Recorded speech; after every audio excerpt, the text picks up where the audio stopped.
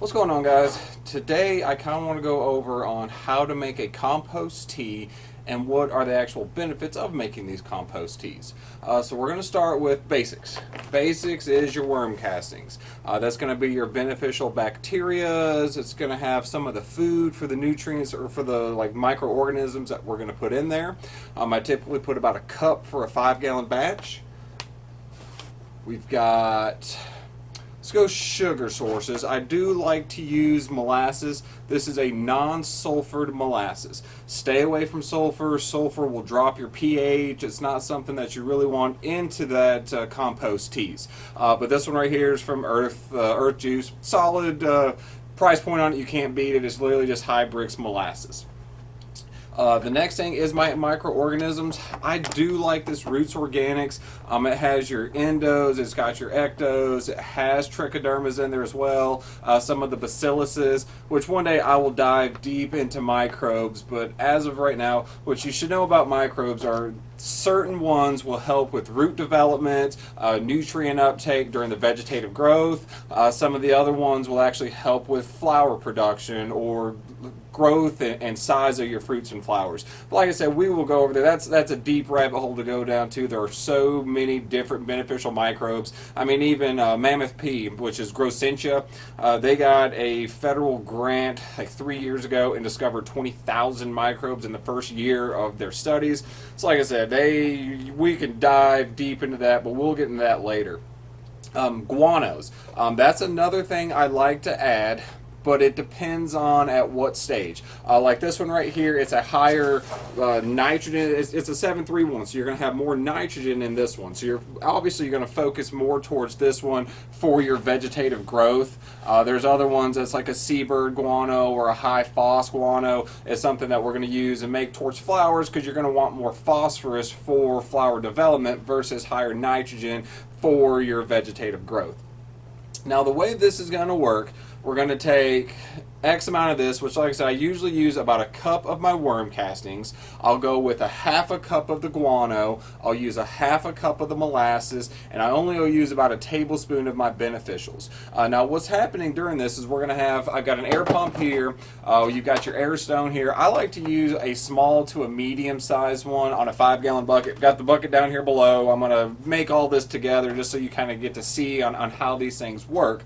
But what's happened is this air pump right here is pumping in oxygen to our water that's in our 5-gallon bucket. I use RO water. I like to stay away from city water, tap water as much as possible just because water quality does matter. If you're using tap water that has chlorines or chloramines, that's actually going to kill and break down some of this beneficials that we're putting in there. So RO, distilled water, something like that is going to work the best for your compost teas. Now, what's going on is, like I was saying, oxygen's coming from here. It's creating your aerobic bacteria. That's good, happy, healthy bacteria. That's that white, fuzzy-looking stuff that you're going to see. I'll let this bubble for 24 to 48 hours. No less than 24 hours, but no more than 48 hours. And the reason is, with that oxygen, we have aerobic bacteria, but after 48 hours, you can start to create anaerobic bacteria, which is just a bacteria that is present without oxygen.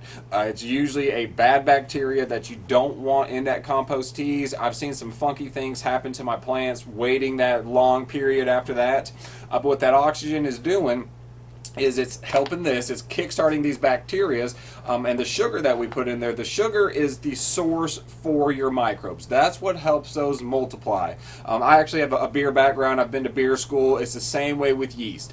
Yeast, you want that happy, healthy oxygen to help kickstart that. So that's what this is going to do. You're going to have your sugar source, your oxygen, helps to actually multiply the amount of microbes that we're going to have in our tea. Okay, so with that being said, let's go ahead and put this together. I've got my nylon straining bag. There's so many different things that you can use. You can use cheesecloth, but I like these. This is actually from the brewing section. It's just one of these large, just coarse bags. And what that's going to do is it's going to help this get your water to it, because you got to have, with that water, that's what's going to make all of this stuff just activate. So this is one whole cup.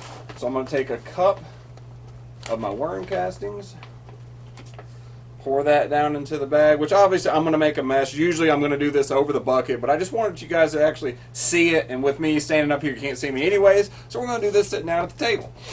Anyway, so we've got worm castings in here. We're going to do a half a cup of our guano, which this stuff is dusty. Try to avoid breathing it. Here I am right in the middle of it all, but I'd rather show you guys how we get these things done. All right, got half a cup of my guano. I'm going to mix that in there like that. I like to use about a tablespoon because I'm going to show you as this thing starts to actually kickstart it over the next couple days.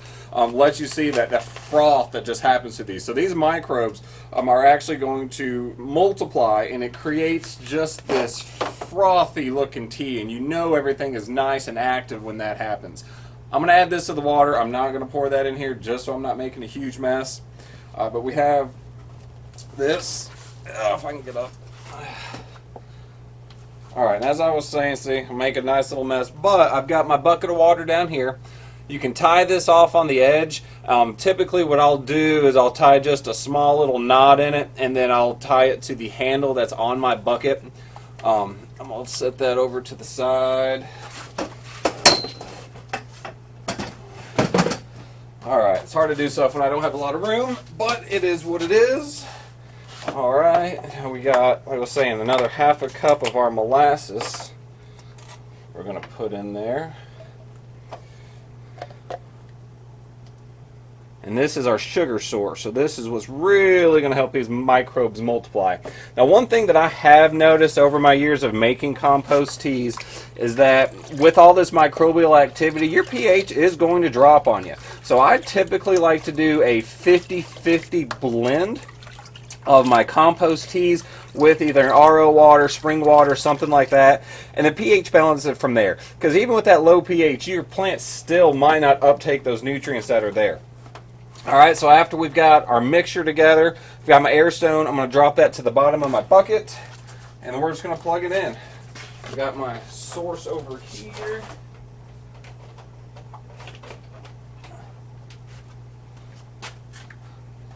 Turn that thing on, and you're going to be able to see, if I can do it this way.